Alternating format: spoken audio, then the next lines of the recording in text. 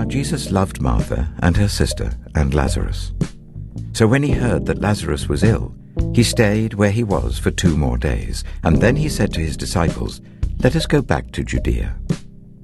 "But Rabbi," they said, "a short while ago the Jews there tried to stone you, and yet you're going back?"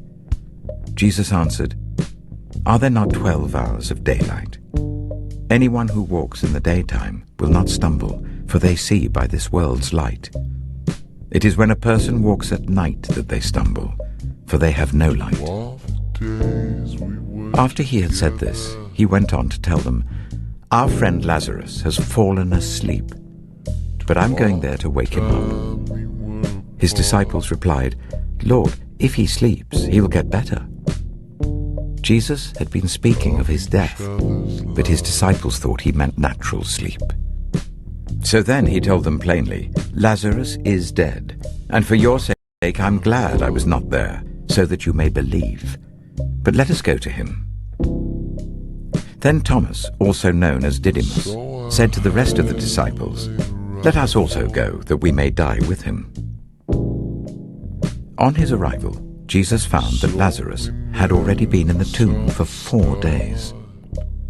Now Bethany was less than 2 miles from Jerusalem, and many Jews had come to Martha and Mary to comfort them in the loss of their brother.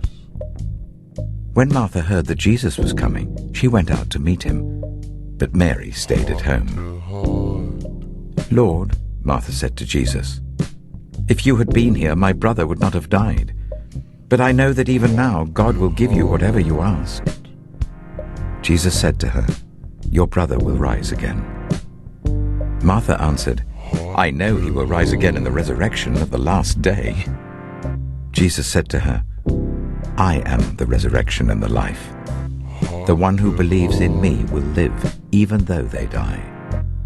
And whoever lives by believing in me will never die. Do you believe this?" "Yes, Lord," she replied. "I believe that you are the Messiah, the Son of God, who is to come into the world."